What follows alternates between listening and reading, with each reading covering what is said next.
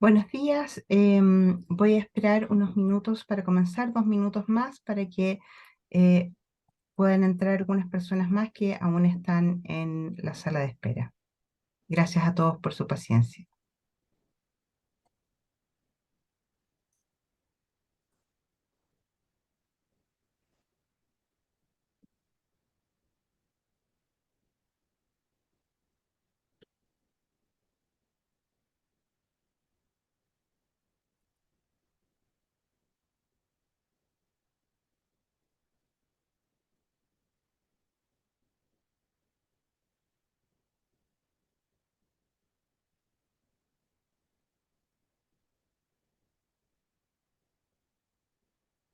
Perfecto.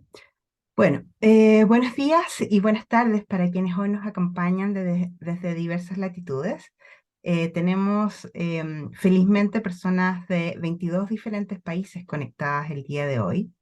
Mi nombre es Yasna Seyit y soy miembro del directorio de Exolata, el capítulo en español de OpenExo.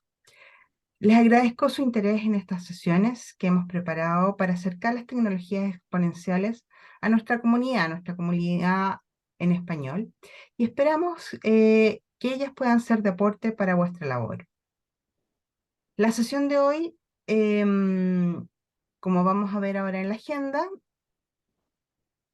eh, no se ha cambiado la pantalla, ahora sí.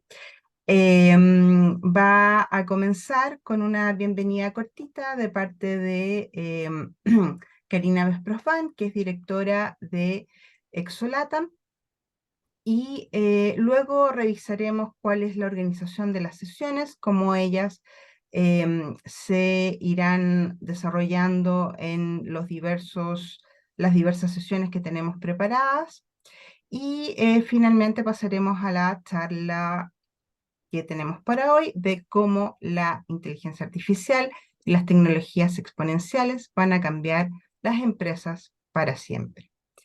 Ahora les dejo unos momentos con Karina Vesprosvan.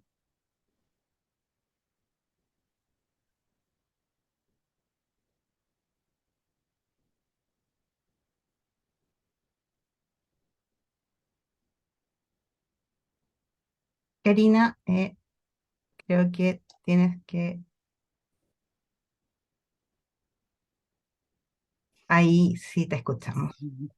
Hola, Yasna, ¿cómo estás? Buenos días. Es que no me podía desmutar, eso fue lo que pasó. Pero bueno, muchísimas gracias a todos por estar acá. Realmente estoy muy emocionada. Llevo en Exolatam trabajando hace mucho tiempo, antes de que Exolatam existiera, cuando creamos el dominio en GoDaddy. Primero creamos el dominio y después empezamos a trabajar en él. Es que el tema de las tecnologías exponenciales, el crecimiento exponencial, las posibilidades que el futuro nos trae con esto, es un tema apasionante. Y mucha gente en Latinoamérica, que participábamos en todas las presentaciones, exposiciones, cursos, certificaciones en inglés, nos pareció pertinente traer todo lo que estaba sucediendo al idioma español. Y así es que nace Exolatam, donde a mí me complace ser la directora, pero parte de un comité que realmente es maravilloso, que ayuda día a día voluntariamente a que crezcamos, a que cada vez haya más oportunidades de conectarnos, de aprender y de acercarnos al futuro que ya es presente, como yo siempre digo. En este caso particular, yo quiero dar la bienvenida a todos a este nuevo proyecto. Nosotros ya tenemos sesiones de bienvenida, tenemos masterclass, tenemos reuniones de trabajo, reuniones del grupo de mujeres, pero en esta oportunidad quisimos hacer algo más, algo mejor, crecer exponencialmente también. Bueno, y gracias a la ayuda de Yasna y de todo el equipo que está atrás de ella, es que pudimos traer por primera vez este fast track de inteligencia artificial aplicada. Y lo que más nos llamó la atención de esto es que no es solamente juntarnos a aprender y a conversar de inteligencia artificial, sino que la idea, y que ahí Yasna les va a contar un poco más, es a partir de estas sesiones que se van a hacer cada 15 días, poder aprender juntos y luego ir a sesiones de trabajo según áreas de interés. ¿Y quién les dice? Entre todos o en pequeños grupos, poder crear un nuevo startup, una nueva empresa, una nueva plataforma, poder aplicar en las empresas que ustedes tienen algo nuevo. A mí particularmente me interesa mucho el tema de marketing, de medios y de comunicación. Y bueno, estoy deseosa de empezar a aprender y de poder aplicarlo esto en las diferentes organizaciones con las que trabajo. Así que otra vez bienvenidos. Las sesiones se van a grabar y hay una plataforma que Yasna les va a pasar después la dirección en Discord. Tenemos un grupo justamente para que ustedes puedan compartir cualquier material que encuentren, cualquier tecnología nueva, cualquier aplicación que quieran y continuar conversaciones y, por qué no, generar negocios también en la plataforma de Discord. Así que con esto me despido y me voy a sentar a tomar nota con mi lápiz y papel. Muchísimas gracias a todos. Muchas gracias, Karina. Bueno, para continuar, como saben, vamos a realizar 5 sesiones de acuerdo a los temas que están aquí listados. Cada sesión tendrá una duración de 1 hora, la cual la vamos a dividir en 3 bloques. El primero consistirá en una charla magistral combinada con una entrevista a expertos en los temas que se han planteado para cada sesión. Luego de ello nos dividiremos en 2 salas donde podrán tener un diálogo fluido con los facilitadores que van a estar en estas salas. Una de las salas va a estar dedicada al análisis de casos de negocios en inteligencia artificial, donde los invitamos a todos a poder plantearnos sus casos y a poder comentarnos qué les gustaría revisar o simplemente participar de estas sesiones. Y también tendremos otra sala donde revisaremos todo lo que es la exponencialidad aplicada a organizaciones con distintos tópicos de los pilares que OpenExo promueve para que se haga una implementación adecuada en este sentido. Y finalmente vamos a tener un plenario o cierre de unos 10 minutos, donde la idea es que podamos comentar entre todos cuáles han sido nuestros aprendizajes, cuáles siguen siendo nuestras inquietudes, y también el poder continuar las conversaciones a través, como decía Karina, aquí les vamos a mostrar 2 códigos QR, dónde está la comunidad OpenExo a la cual se pueden ustedes unir. En la siguiente slide. Aquí sí. Y la comunidad de Discord también. Si no alcanzan ahora hacerle clic a los mensajes, a los QR, no hay problema, porque esta información también se las enviamos en el mail que ustedes recibieron para conectarse de recordatorio el día de hoy. También, antes de pasar allá a la sesión que nos convoca hoy, quería comentarles quiénes van a ser los invitados de la próxima sesión, darles allí un pequeño, eh, una pequeña idea. Vamos a tener los desafíos de la inteligencia artificial y la robótica en los negocios, donde tenemos a un invitado de mucha trayectoria, que es un investigador que en este momento está trabajando en el laboratorio de robótica del Imperial College en Londres. Y junto a él vamos a tener a Rodrigo Salazar en la sala dedicada a los temas EXO, y a Max Kramerman analizando un caso de inteligencia artificial. Así que también los esperamos la próxima semana, en 2 semanas más, perdón, con estos interesantes temas. Y ahora sí, los voy a dejar con Max Kramerman para la presentación que hoy nos convoca. Max es director de empresas y fundador de Allucentric, es miembro de OpenExo y graduado de la Singularity University, un pionero en el estudio y la promoción de las tecnologías exponenciales y un increíble entusiasta y experto en inteligencia artificial. Max. Muchas gracias, Yanna, por la introducción. Muchas gracias, Karina, por la oportunidad de exponer qué es la inteligencia artificial y cómo la hemos aplicado en diferentes casos de negocio. Y voy a partir contando cuál es el marco donde está ocurriendo esta explosión de inteligencia artificial y por qué ocurre. Y acá convergen dos tendencias. Por un lado, una tendencia de hardware que ha permitido o que lleva, no sé, durante los últimos 30 años o más, 40 años, a duplicar el número de transistores que caben en un chip. Hoy día hay chips con tecnología de 4 nanomicrones, y esa velocidad, pese a que ha sido pronosticado muchas veces que se va a frenar, aún no se frena. Eh, Así que tenemos hoy día capacidad de meter miles de millones de transistores en un chip, y es probable que por los próximos 5 a 7 años esa tendencia siga así. Por lo tanto, en los próximos 5 o 7 años vamos a agregar a nuestra capacidad de operación, que hoy día ya se mide en petaflops, entre 4 a 5 órdenes de magnitud adicionales a esa capacidad de procesamiento. Y por otro lado, en el tema de algoritmos de inteligencia artificial, a contar de la introducción de las redes convolucionales y de los sistemas adversarios, hemos visto una explosión tanto en los algoritmos como en los modelos de inteligencia artificial que se están usando hoy día.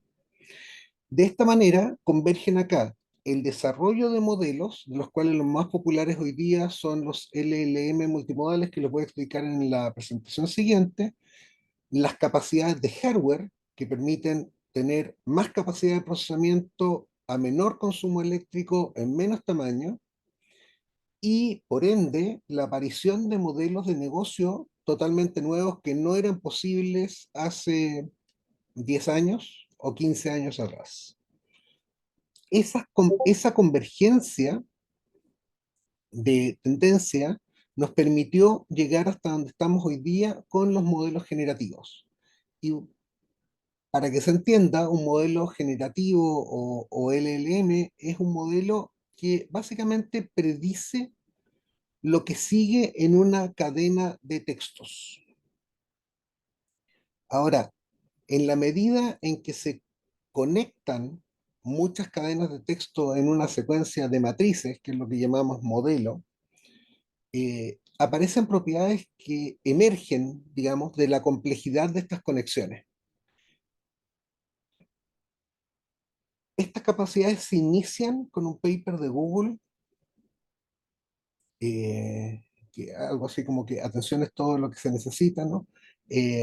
que habla de los Transformers por allá por el 2017, si mal no me acuerdo, y que incorporó un modelo, un artefacto matemático para inclusión y análisis de texto, que hoy día en los modelos que están más en boga, como Llama-Voz, ChatGPT, permite ya no solo el ingreso de texto, sino el ingreso de información multimodal. Multimodal puede ser un texto, pero también puede ser fotos, sonidos o videos. Eventualmente un programa en lenguaje, en algún lenguaje de programación, o puede ser, por ejemplo, una secuencia de ADN o una secuencia de polímeros de una proteína o de moléculas, perdón, en una proteína. Y estos modelos predicen en función de los datos ingresados cuáles son los que deberían seguir. Y en la medida en que es más rico el set de conexiones iniciales, es más potente el texto, video o imagen que se genera, o proteína, o o lenguaje o sea, o programa de computación, o lo que ustedes se imaginen que es capaz de generar. Y es capaz de generar, entre comillas, de manera que a nosotros nos parece creativa, pero que está embebida en las matemáticas del modelo. Y de esta manera, lo que está ocurriendo, o lo que estamos viendo, es la aparición explosiva de herramientas para generar lo que sea, texto, imagen, video, dibujos, y vamos a ver un poco más adelante en la presentación algunas de las cosas que se puede ver, a partir de simples descripciones en lenguaje natural. Ahora, el impacto de esto va a tener en el mundo del trabajo es enorme. ¿Por qué? Porque casi todas nuestras actividades son fruto del intercambio de ideas que se hace en lenguaje, se hace en un idioma. Cuando construimos un edificio, una calle, una carretera, diseñamos un automóvil, escribimos un lenguaje, un programa en un cierto lenguaje de programación, lo que estamos haciendo es interactuar a través del lenguaje. El lenguaje comunica nuestras ideas. Y por ende, todas las profesiones donde se requiera intercambio de ideas son las que primero van a sentir y están sintiendo ya el impacto de las tecnologías de inteligencia artificial. El periodismo, las editoriales, educación, procesos judiciales, atención al cliente, diseños de ingeniería, análisis legal, eh, van a cambiar significativamente porque la inteligencia artificial es una herramienta que permite hacer narraciones de todo tipo de una manera mucho más eficiente de como lo hemos hecho hasta ahora. Y por ende, todo problema que tenga que ver con cadenas de texto o generación a partir de cadenas de texto va a ser sujeto de un cierto nivel de automatización que no habíamos visto con ninguna tecnología previa. Y esto obviamente abarca decenas de casos de los cuales vamos a revisar algunos. Vamos a revisar qué pasa en seguros o en logística o en marketing. Y las cosas que se pueden responder son de un rango enorme, desde preguntas basadas en conocimiento o en documentación que exista, conectar ideas a partir de documentos que estén relacionados, hasta predecir cosas que no sabemos exactamente o cómo están correlacionadas. No hemos visto esas correlaciones aún, pero los modelos son capaces de verlas. Y la cantidad de herramientas que están apareciendo cada día es inmensa. O sea, en el último semestre, cuando yo hice este PowerPoint hace unas semanas atrás, contaba 4.000, ahora creo que van en 6.500. Y estas herramientas, además, cada una de ellas mejora sus capacidades y atacan todo tipo de problemas. Atacan desde el manejo de imágenes, generación de películas, generación de logos, escritura de documentos, análisis de PDFs, etcétera. Y cuando uno combina estas tecnologías puede empezar a resolver problemas que antes requerían muchas personas para ser resueltos de una manera más rápida, más simple y más eficiente. Por ejemplo, nosotros en DBNetz, que es una empresa de ferrocarriles de Alemania, ellos tenían un problema de negocio, un problema que era que básicamente cada vez que construían una línea férrea o querían reparar un segmento importante de línea férrea, tenían que abrir un proceso que se llama de objeciones, donde la comunidad hacía llegar preguntas o recomendaciones. Mire, no quiero que la línea férrea pase cerca del colegio que dirijo, o del colegio de mi hijo, o quiero que pase, que pongan una estación, pero cerca de mi casa, pero no tan cerca. Quiero que pongan una protección contra el ruido, porque el nivel de ruido que me llega es muy alto. Construimos, o más bien, preentrenamos un modelo en función de lo que Debenetz había respondido en los últimos 5 años en alemán. Por cierto, eh, yo prácticamente no hablo alemán, eh, y a partir de ahí empezamos a revisar que las respuestas que el modelo entregaba coincidían con las de soporte y a reentrenar el modelo en un proceso continuo. Este proceso de objeciones les tomaba a ellos entre 3 y 4 semanas generar una respuesta, trabajaba un equipo de 9 personas, alcanzaban a responder un tercio de lo que tenían que responder. Hoy día, con las mismas 9 personas, responden el 100% de todas las objeciones que reciben. El tiempo de respuesta bajó a algunas horas para el 90% de las peticiones.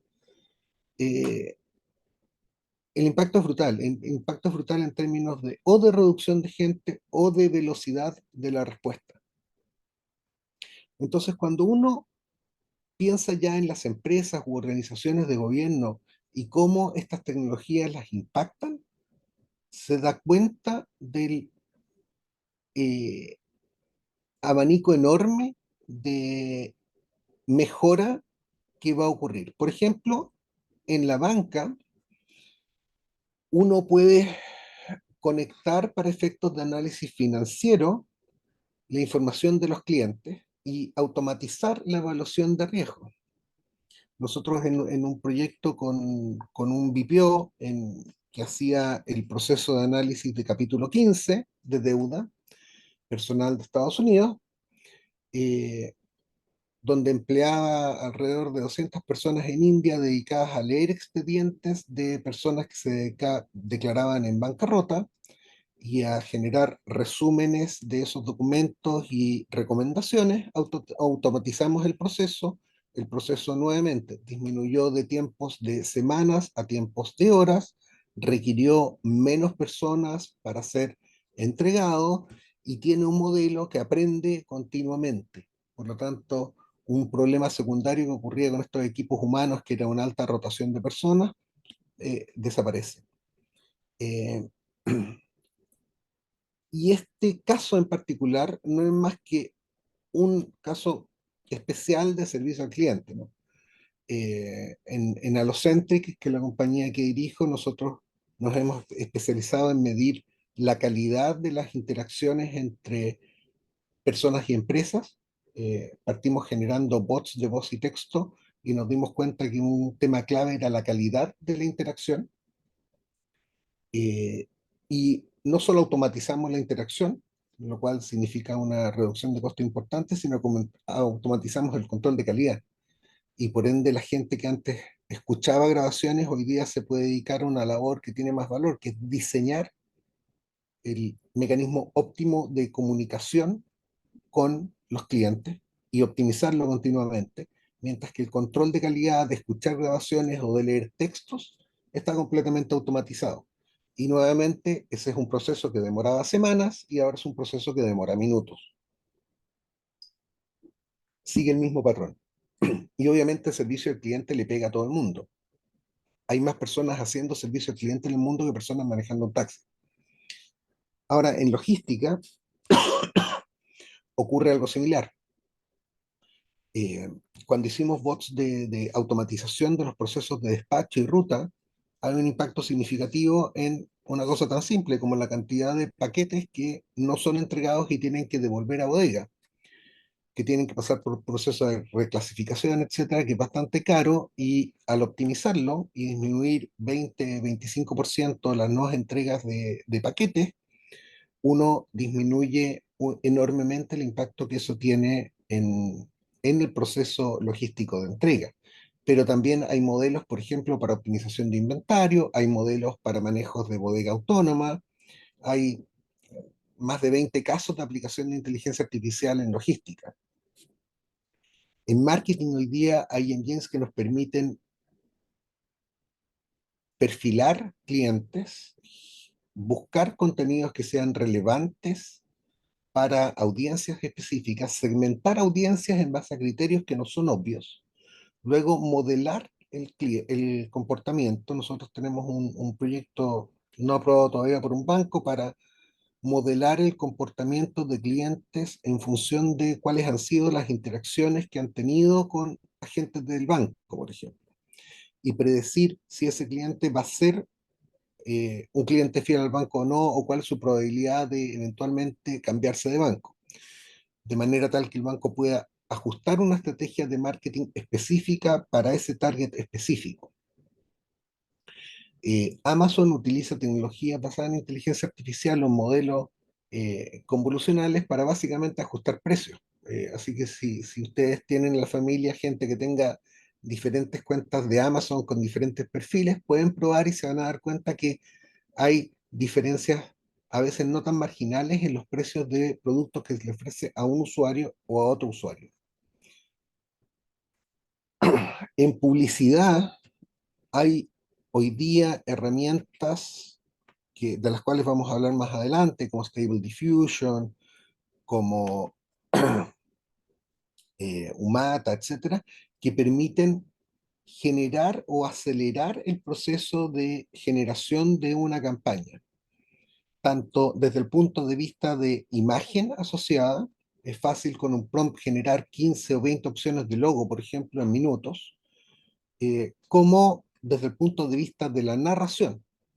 Es posible hoy día construir o pedirle a un modelo que construya una secuencia de narración, pedirle a otro modelo que, por ejemplo, genere un cómic a partir de esa narración, y pedirle a otro modelo que genere un video a partir de ese cómic. Eh, y vamos a ver automatizaciones de ese tipo en ese mercado también.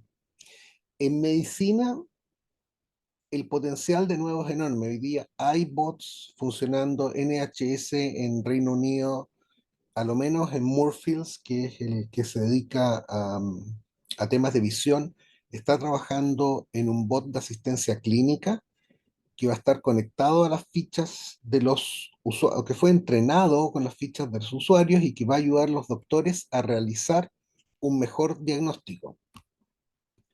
Y en temas administrativos, por ejemplo, nosotros hoy día estamos trabajando con el Servicio de Salud Metropolitano Central en Chile para automatizar todo el proceso de manejo de citas médicas para cerca de 60 unidades prestadoras de servicios de salud.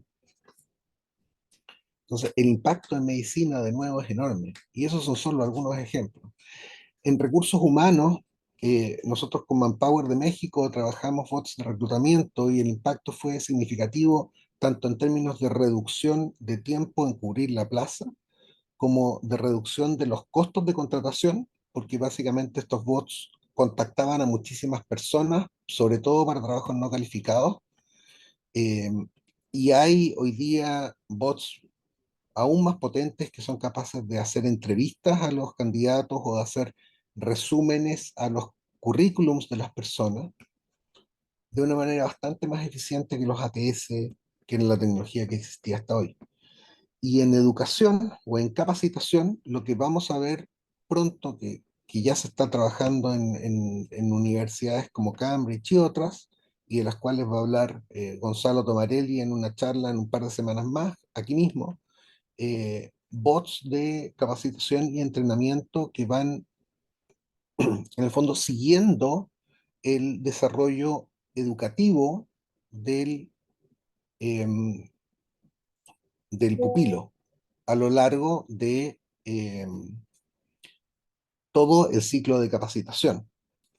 Y en algo parecido, por ejemplo, nosotros estamos trabajando hoy día un bot en un banco, básicamente ingresando todos los procedimientos internos de manera tal que cuando el empleado tenga alguna duda, puede ir a preguntarle al bot cómo se hace algo o cómo reaccionar frente a un caso específico.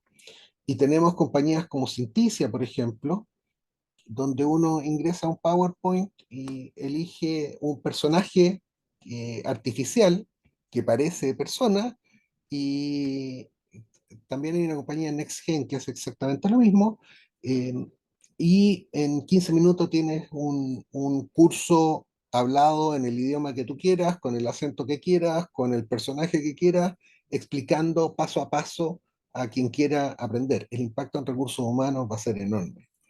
En gobierno, de nuevo, es inmensa la posibilidad. Por ejemplo, nosotros hoy día con el municipio de Monterrey, en México, estamos trabajando un sistema para recibir inquietudes muy parecido a lo de Benetz, pero con otro foco, clasificarlas automáticamente, generar una respuesta automática que va a un agente, la gente la va a revisar, em, digamos que va a ser el control de calidad, y si está de acuerdo, lo va a enviar por alguno de los canales sobre los cuales se haya contactado a la persona. Si se contactó por WhatsApp, le responderá por WhatsApp. Si se contactó por correo electrónico, la respuesta llegará por correo electrónico.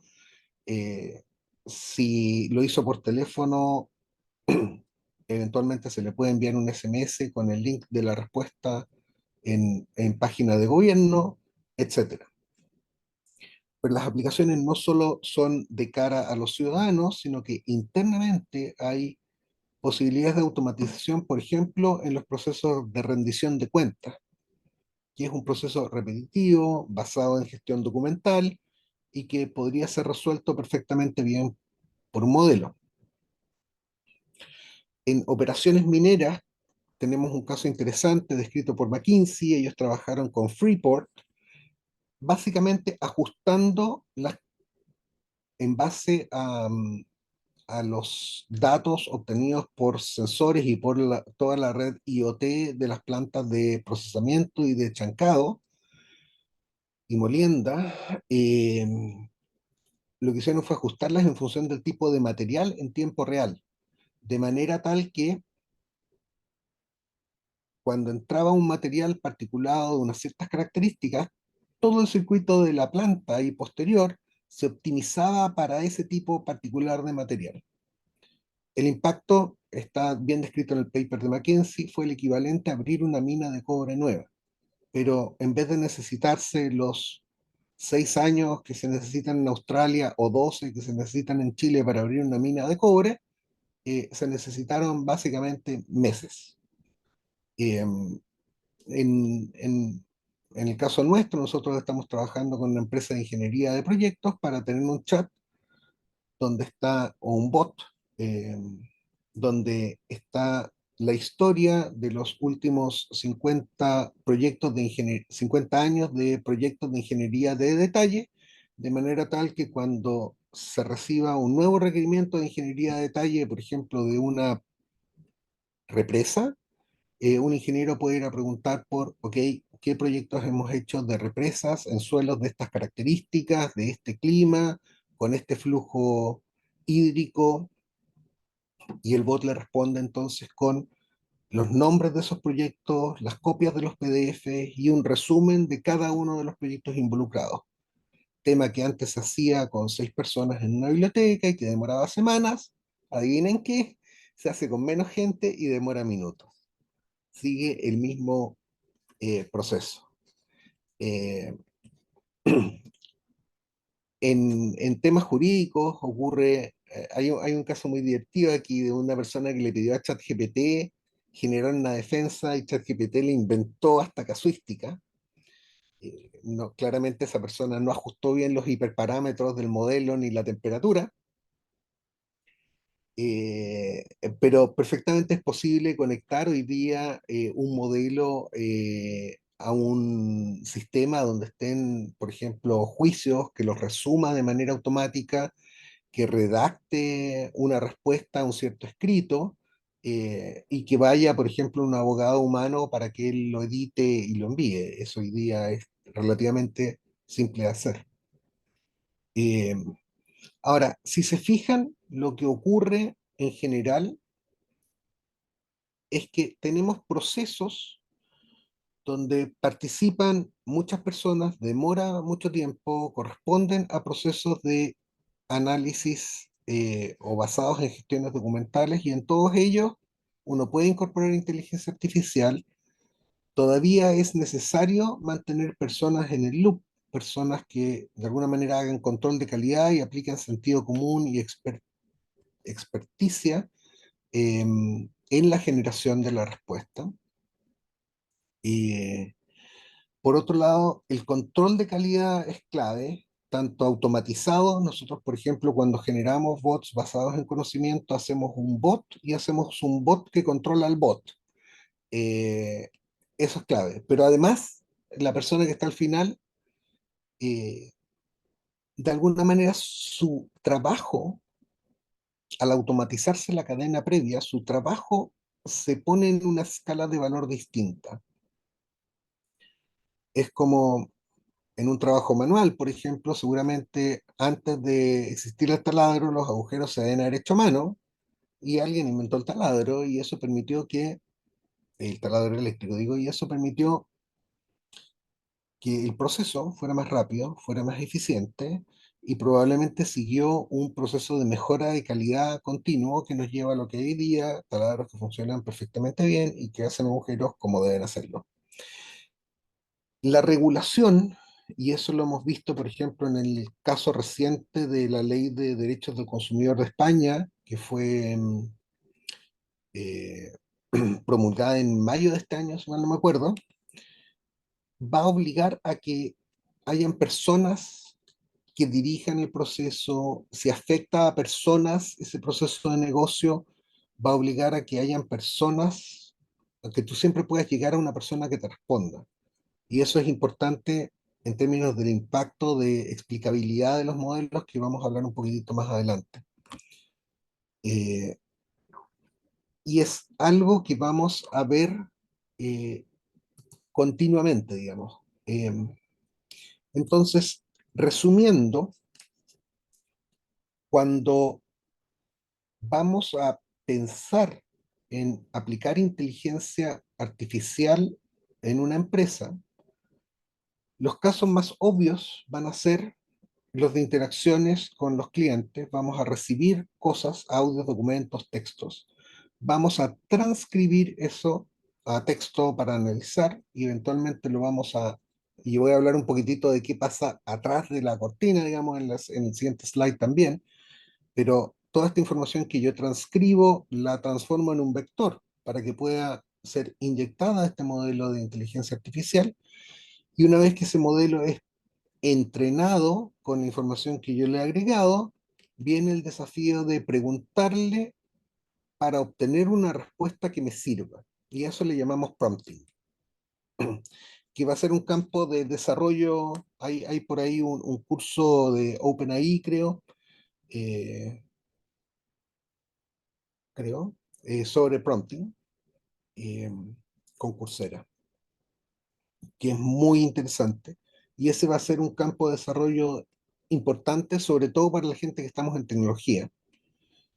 Va a haber una generación de respuesta y va a haber un control de calidad de esa generación de respuesta. Va a haber, ya sea por ley y por necesidad, validación humana, porque todos estos modelos tienen sesgos, y vamos a hablar de los sesgos en un rato más. Y finalmente va a haber la generación de la respuesta final. Y detrás de la cortina lo que ocurre es que, si se trata de aplicación de inteligencia artificial en procesos que tengan interacción, van a haber bots para recibir cosas que van a ser sencillos y que después le van a pasar a modelos de inteligencia artificial más sofisticados la información necesaria para el procesamiento. Va a haber un proceso de vectorización de la información, que es lo que ocurre con el texto, con la imagen, con el sonido. Va a haber un proceso de entrenamiento o de ajuste que es continuo a estos modelos. Van a haber modelos de control de calidad que se van a especializar en resumir y validar resultados, y van a ver eventualmente bots de respuesta. Y bueno, tenemos en el caso nuestro muchos ejemplos de casos de uso en control de calidad, en atención de cliente, y siempre se ven los mismos resultados, ¿no? Hay aumento de algo que nos interesa, como la venta, o disminución de algún costo, aumento en la velocidad de manera importante, procesos que se demoran semanas se comprimen a minutos, y reducción en los equipos de gente que participa. Entonces, volviendo un poco a las herramientas de inteligencia artificial, estas no solo se agotan en el texto, sino que, como decía, hay miles, pero muchas de ellas tienen relación con elementos gráficos. Las de texto, obviamente el rey hoy día es ChatGPT. Todos hemos escuchado de cómo ChatGPT alcanzó los 100 millones de usuarios en unos pocos meses, siendo el producto de más rápida adopción en la historia de la humanidad hasta el momento.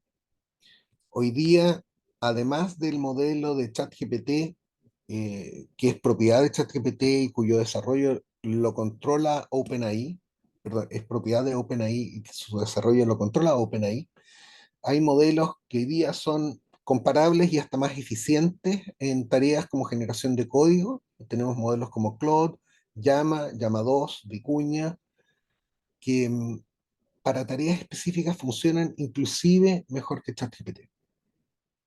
Y las aplicaciones de ChatGPT, yo no sé si ustedes, me imagino que muchos de ustedes, de las 116 personas que están conectadas a esta conversación, más de alguno debe haber usado ChatGPT para preguntar cosas, para pedirle que corrija algún documento. Yo lo uso para pedirle que describa mejor algo, eh, para pedirle sugerencias en un programa.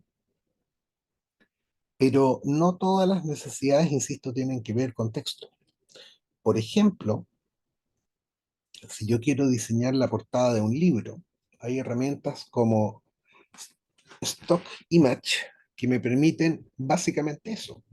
Yo tengo que poner una breve descripción, un prompting, de qué quiero que se trate la portada, o de qué quiero que se trate, o contar de qué se trata mi libro, y me va a generar una ilustración de carátula del libro, me va a generar póster, no uno, le puedo decir cuántos quiero que me genere. Si quiero el logo de una compañía, puedo ingresar la descripción de la empresa y pedir que me haga sugerencias de 20 logos, y me va a entregar 20 logos eh, en borrador en minutos. Insisto en, por ejemplo, eso en publicidad es increíble, ¿no? Reducir el tiempo de generación de un logo a minutos, horas. Horas si lo quiero iterar sobre el modelo, versus días podría ser.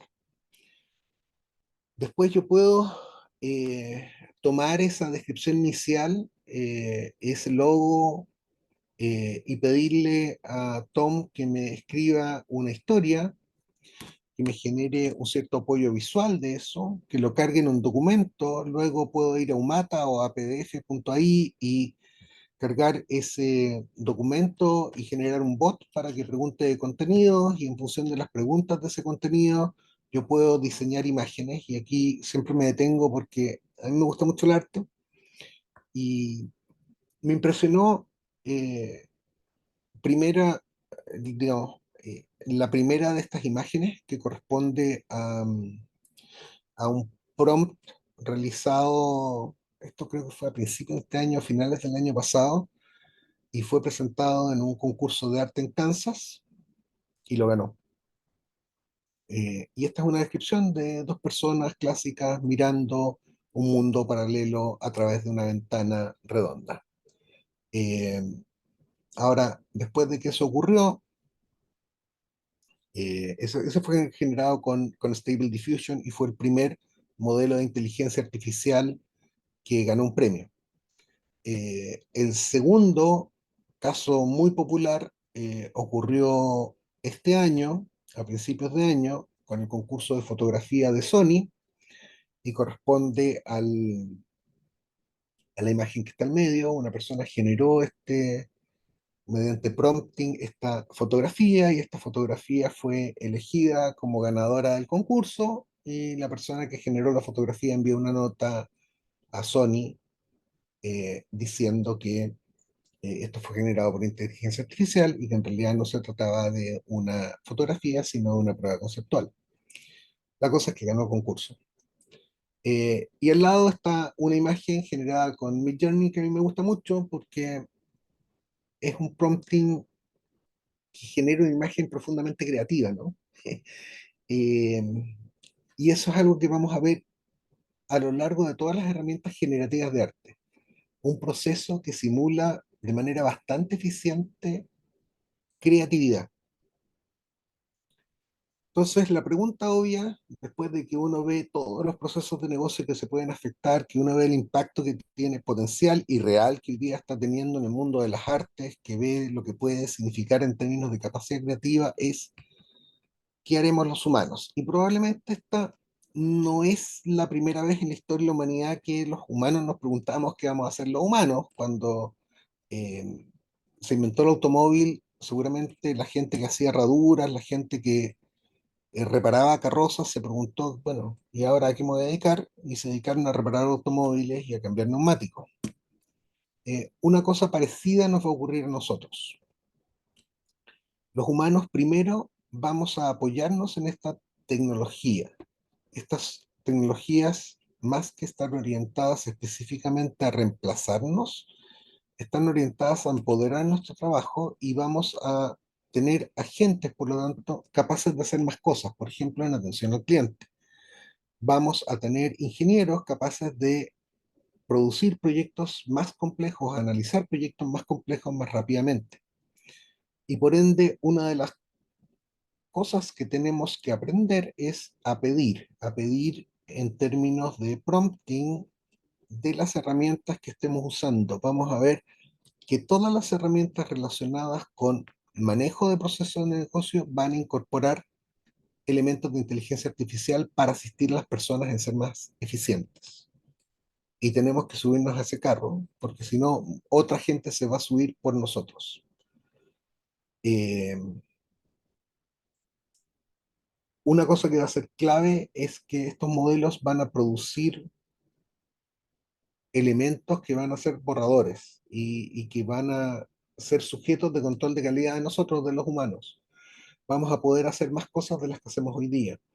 Y vamos a ver una explosión de contenido de todo tipo, ya sea que uses herramientas como Word o como Canva o como la que utilices para procesar información, eh, tu capacidad va a estar nivelada con otros. Y por lo tanto vamos a ver una explosión enorme en los contenidos. Vamos a ver más arte, vamos a ver más películas, vamos a poder leer más libros, vamos a escuchar podcasts, muchos más podcasts, y así sucesivamente. Y lo más interesante, probablemente vamos a crear nuevos medios, seguramente ligados con la industria del juego, para expresarnos y medios que van a conocernos muy bien porque van a manejar esta herramienta base de nuestra sociedad, que es el lenguaje, muy bien.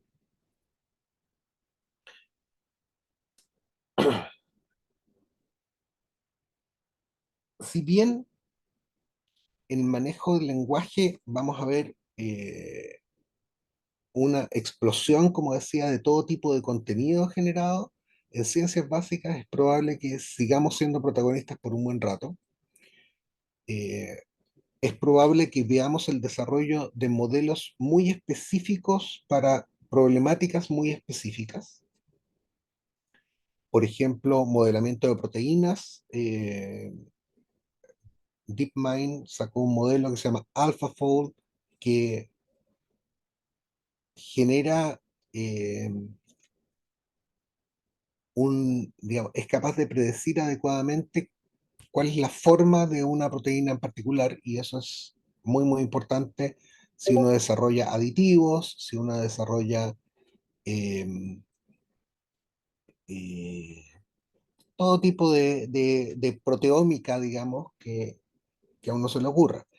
Pero en ciencias básicas fundamentales como física o matemática, su ámbito de aplicación creativo va a estar bastante más restringido. Es probable que veamos, bueno, ya lo vimos con Deep Code, eh, la generación de algoritmos de sorting más eficientes, pero es poco probable que veamos todavía eh, descubrimientos relevantes en física o en ciencia muy, muy básica.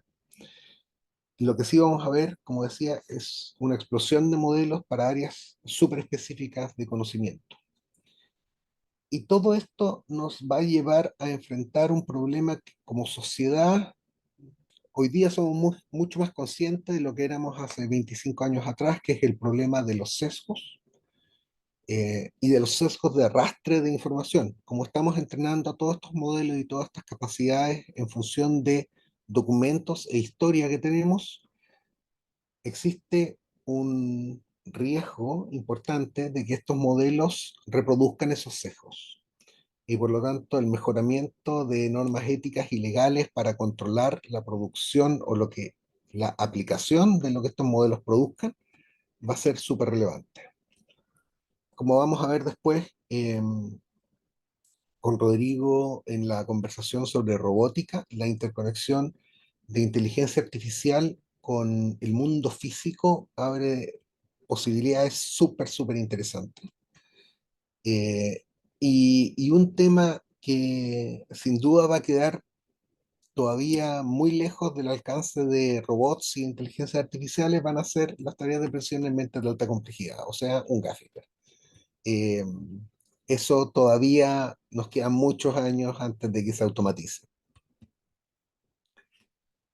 Y con eso termino la exposición. No sé si tienen dudas o preguntas, me imagino que deben haber anotado muchísimas en el chat, así que si quieres, Yasna, me las vas haciendo por orden para irlas respondiendo. Sí, aquí hay algunas.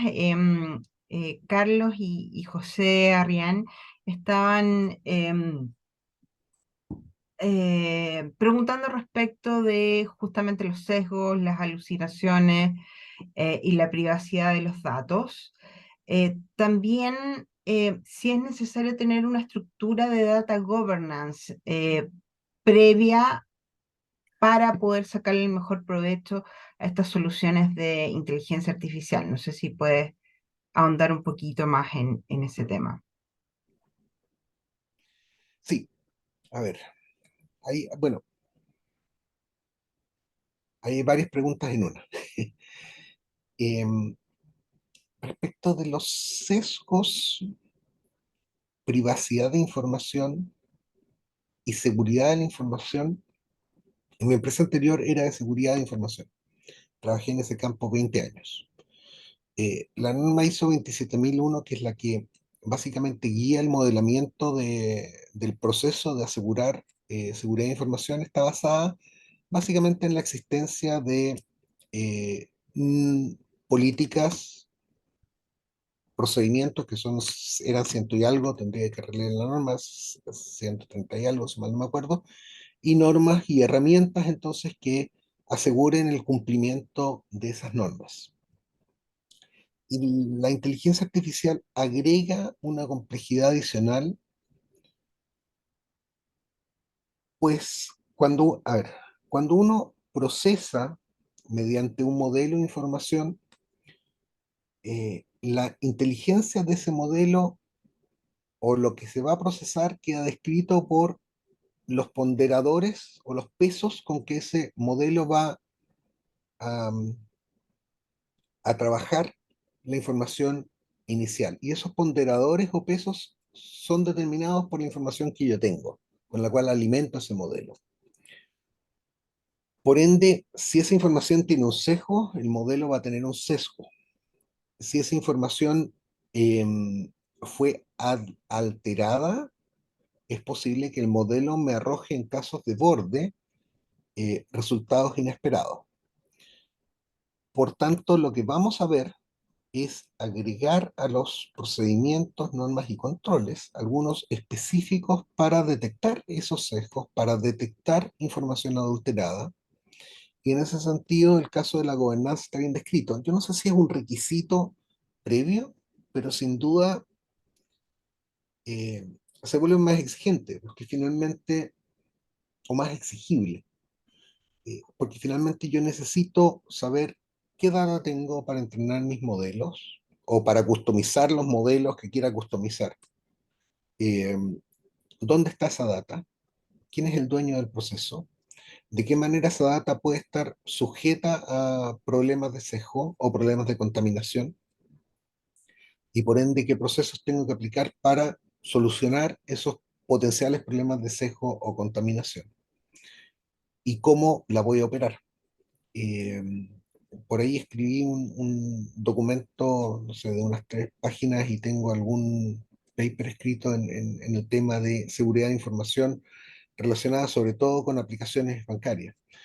Y la forma en que el enforcement de esto se va a hacer probablemente va a ser regulatorio. O sea, vamos a ver la aparición de necesidades de explicabilidad del modelo y al aparecer la necesidad de explicabilidad del modelo, yo voy a tener que controlar entonces, bien digo, controlar la calidad de la información y evitar posibles sesgos de la información. Tengo una siguiente pregunta de Oscar Sepúlveda, que en el fondo nos dice, bueno, ¿cuál es la caja de herramientas para enfrentar un proyecto de esta categoría? Em, También tiene la duda de si es el mismo proceso de desarrollo de un software tradicional o requiere agregar, por ejemplo, métodos ágiles o requiere un proceso más cercano a un proyecto de data science. Es una súper buena pregunta. Hay 2 escenarios. Hay un escenario en que yo tengo que desarrollar un modelo desde cero. Ese escenario se va a dar cuando yo tenga una necesidad súper específica en un ámbito ultra restringido. Por ejemplo, el modelamiento de proteínas. AlphaFold fue un modelo desarrollado específicamente para eh, predecir la forma de una proteína dada una secuencia molecular específica. Y en ese escenario yo voy a seguir un modelo que uno podría asumir parecido al de desarrollo de software tradicional, aunque no, aunque se trata de un tipo de software distinto, donde el software que uno escribe es, digamos, marginal, porque tiene que ver con entrenar el modelo y el software no tradicional que se escribe tiene que ver con la especificación del modelo propiamente tal. ¿Qué tipo de estructura voy a seguir? Un modelo de inteligencia artificial, como dije al principio, es básicamente una secuencia de matrices que se multiplican unas con otras, donde cada celda de esa matriz representa la imitación de una neurona y por lo tanto tiene un input, una función de transformación y un output. Y esa secuencia de multiplicar hacia adelante nos va a dar un vector de resultado. Yo después puedo comparar con el vector de resultado que quiero y me va a dar un error y después con un método que se llama de backpropagation o retropropagación en español, yo corrijo los pesos y los márgenes de errores hacia atrás. Ese es el equivalente a programar en inteligencia artificial. Yo tengo que definir cuál es mi modelo o secuencia de matrices que resuelve mejor un problema. En el caso en que yo, por ejemplo, ya trabaje con un ámbito más general y exista algún modelo que de alguna manera resuelve algo parecido al problema que yo quiero resolver, entonces mi proceso de trabajo va a ser ligeramente distinto. Yo voy a buscar data específica para entrenar para mi caso específico ese modelo genérico. Por ejemplo, si yo quiero generar un bot o un modelo que responda a preguntas de servicio técnico, mis preguntas frecuentes de una empresa, bueno, simplemente tengo que tomar todos los textos de las preguntas frecuentes y sus respuestas, vectorizarlos y meterlos en el modelo Llama2, ChatGPT, el que quiera que vaya a usar. Y después de eso, tengo que poner una persona que vaya haciendo preguntas, viendo las respuestas Y cuando le responda algo que definitivamente no corresponda, genere una respuesta correcta a esa pregunta y la agregue al listado de documentos con los cuales estoy entrenando el modelo. Eh, y después de unos pocos horas o días voy a tener un modelo preentrenado para mi secuencia específica. Por ende, no sigo una metodología comparable a la de desarrollo de software. Ahí sí que radicalmente no se parece en nada al desarrollo de software. Sigo una metodología más parecida al proceso de control de calidad de un software. No sé si eso responde a la pregunta. Esperemos que sí. Como ya se nos ha venido encima el tiempo, Max te iba a pedir que por favor pongas la lámina de los QR para que todos recordemos que podemos seguir la conversación a través del el chat de... está al final, está al final. No, vas para el otro lado. Ah, Bueno, voy por el otro lado. Ok. sí. No, Eh, perdón. para que todos podamos seguir las conversaciones en Discord y a través también de la comunidad de OpenExo.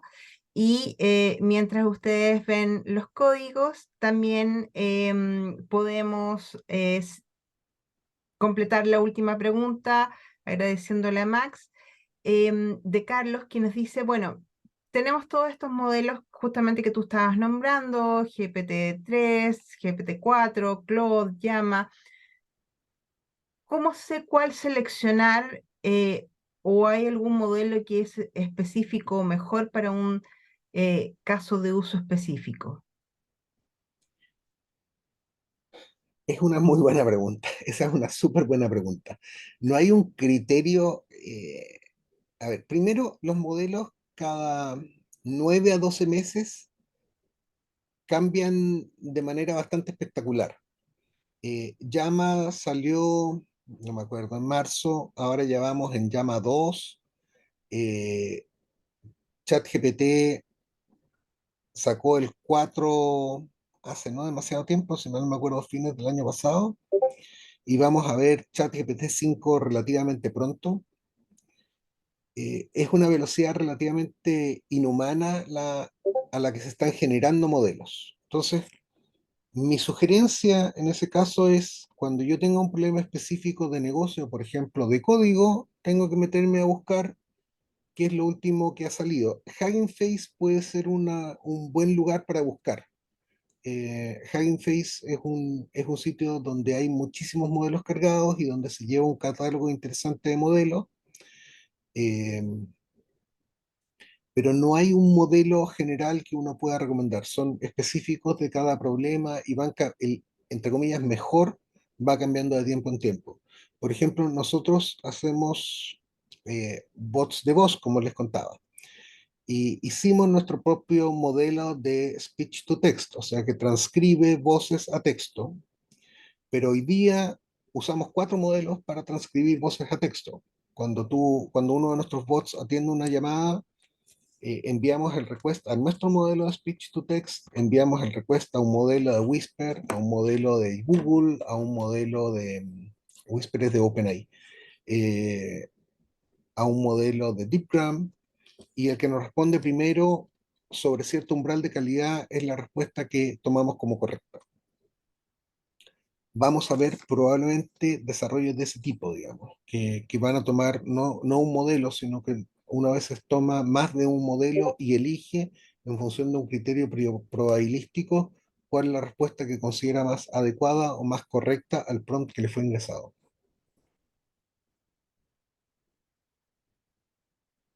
Perfecto. Max, creo que justo se tapó el código con ahí algo que Ah, hizo el perdón. mouse. Ahí Vamos sí. a dar unos segunditos para que lo puedan chequear y después pasamos a la lámina siguiente donde están también los QR de OpenExo y de Discord, que son los que también les compartí por el chat. Soledad nos está preguntando si nos puedes después compartir el lugar donde está ese catálogo, si nos puedes compartir esa URL, quizás la podemos compartir en Discord para no seguir quitando tiempo aquellos con los que nos comprometimos a estar 1 hora en esta sesión. Así que les agradezco a todos nuevamente por su presencia, por su interés. Y nos vemos en Discord y en OpenExo en estas 2 semanas. Y nos volvemos a juntar el miércoles 27 para hablar de robótica. Que estén todos muy bien. Nos vemos pronto. Muchas gracias. Gracias.